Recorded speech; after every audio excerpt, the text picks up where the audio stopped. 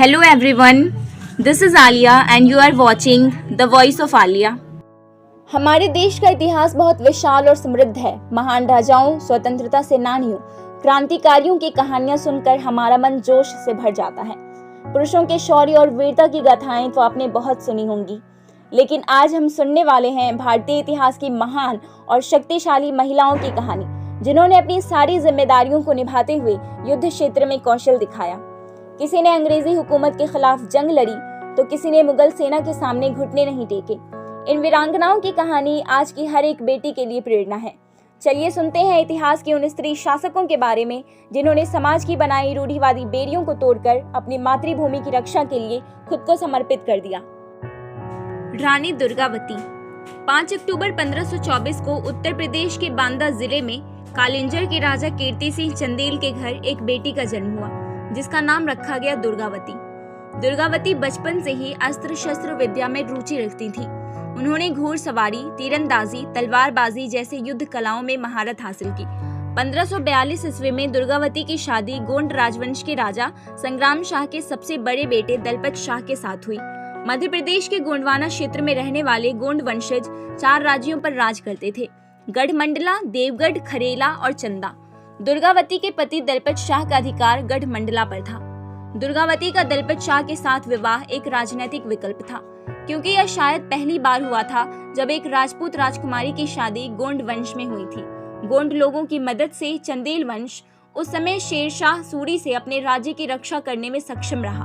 1545 में रानी दुर्गावती ने एक बेटे को जन्म दिया, जिसका नाम वीर नारायण रखा गया। लेकिन 1550 में दलपत शाह की मृत्यु हो गई। उस समय दुर्गावती का बेटा नारायण सिर्फ 5 साल का था। ऐसे में सवाल था कि राज्य का क्या होगा। यही वो समय था जब दुर्गावती न केवल एक रानी बल्कि एक बेहतरीन शासक के रूप में उभरी। उन्होंने अपने बेटे को सिंहासन पर बिठाया और खुद गोंडवाना की बागडोर अपने हाथ में ले ली। उन्होंने अपने शासन के दौरान अनेक मठ, कुएं, बावरी तथा धर्मशालाएं बनवाई। वर्तमान जबलपुर उनके राज्य का केंद्र था। उन्होंने अपनी दासी के नाम पर चेरी ताल, अपने नाम पर रानी ताल और अपने दीवान आधार सिंह के नाम पर आधार ताल बनवाया।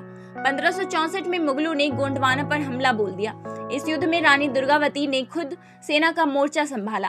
हालांकि उनकी सेना छोटी थी, लेकिन दुर्गावती की युद्ध शैली ने मुगलों को भी चौंका दिया। उन्होंने अपनी सेना की कुछ टुकड़ियों को जंगलों में छिपा दिया और बाकी को अपने साथ लेकर चल पड़ी। जब मुगलों ने हमला किया और उसे लगा कि रानी की सेना हार गई है, तभी छिपी हुई सेना ने तीर बरसाना शुरू कर दिया और मुगलों को पीछे हटना पड़ा। कहा जाता है इस युद्ध के बाद भी 3 बार दुर्गावती और उनके बेटे वीर नारायण ने मुगलों का सामना किया और उन्हें हराया। लेकिन जब वीर नारायण बुरी तरह से घायल हो गए तो रानी ने उसे सुरक्षित स्थान पर पहुंचा दिया और स्वयं युद्ध को संभाला। रानी दुर्गावती के पास केवल 300 सैनिक बचे थे। रानी को भी सीने और आंख में तीर लगे, जिसके बाद उनके सैनिकों ने युद्ध छोड़कर जाने के लिए कहा। लेकिन इस योद्धा रानी ने ऐसा करने से मना कर दिया। वो अपनी आखिरी सांस तक मुगलों से लड़ती रही। कित्तूर चेन्नम्मा कर्नाटक के बेलगावी जिले के कित्तूर तालुका में हर साल अक्टूबर के महीने में कित्तूर उत्सव मनाया जाता है। यहाँ के लोगों के लिए यह उत्सव बहुत मायने रखता है। इनके लिए यह उनकी संस्कृति और विरासत का हिस्सा है।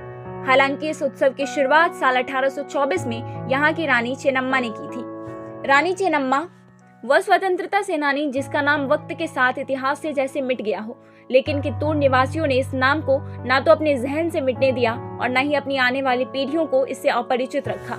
चेन्नम्मा का जन्म 23 अक्टूबर 1778 को ककाती में हुआ था।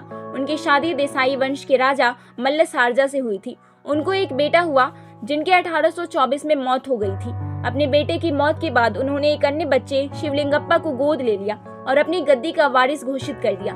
ब्रिटिश शासन ने शिवलिंगप्पा को निर्वासित करने का आदेश दिया, लेकिन चेन्नम्मा ने अंग्रेजों का आदेश नहीं माना। इस तरह से ब्रिटिश और कित्तूर के बीच लड़ाई शुरू हो गई।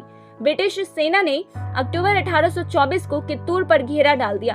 अंग्रेजों ने 20,000 सैनिकों और 400 बंदूक के साथ हमला किया, पर रानी चेन्नम्मा इस तरह के हमले के लिए बिल्कुल तैयार थी। उन्होंने अपने सेनापति और सेना के साथ मिलकर पूरे जोश से युद्ध किया। युद्ध के ऐसे परिणाम की ब्रिटिश सरकार ने कभी कल्पना भी नहीं की थी। ब्रिटिश सेना को युद्ध के मैदान से भागना पड़ा।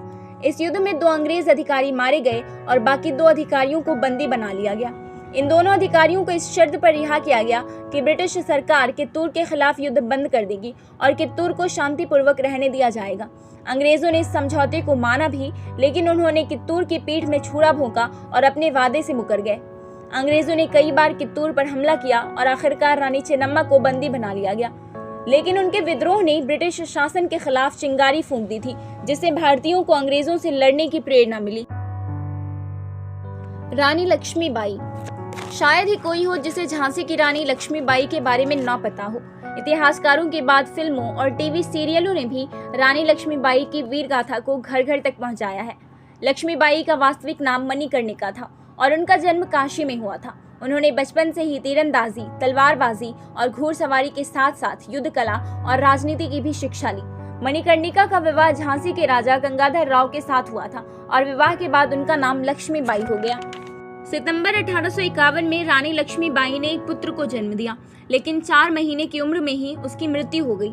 सन 1853 में राजा गंगाधर राव का स्वास्थ्य बहुत अधिक बिगड़ जाने पर उन्हें दत्तक पुत्र लेने की सलाह दी गई। पुत्र गोद लेने के बाद 21 नवंबर 1853 को राजा गंगाधर राव की मृत्यु हो गई। रानी लक्ष्मीबाई ने अपने दत्तक पुत्र को उत्तराधिकारी बनाया, लेकिन अंग्रेजों को यह मंजूर नहीं था। उन्होंने झांसी को हड़पने की कोशिश शुरू कर दी। रानी लक्ष्मीबाई ने झांसी की सुरक्षा को सुदृढ़ करना शुरू कर दिया और एक सेना का गठन शुरू किया। इस सेना में महिलाओं की भर्ती की गई और उन्हें युद्ध का प्रशिक्षण दिया गया। साधारण जनता ने भी इस संग्राम में सहयोग दिया। साल 1857 की क्रांति में झांसी प्रमुख गढ़ बनकर उभरा। लगभग 1 साल तक रानी लक्ष्मीबाई कभी पड़ोसी राजाओं से तो कभी ब्रिटिश सरकार से युद्ध लड़ती रहीं। उन्होंने अपने आखिरी सांस तक हार नहीं मानी। 18 जून 1858 को ब्रिटिश सेना से लड़ते हुए उनकी मौत हो गई।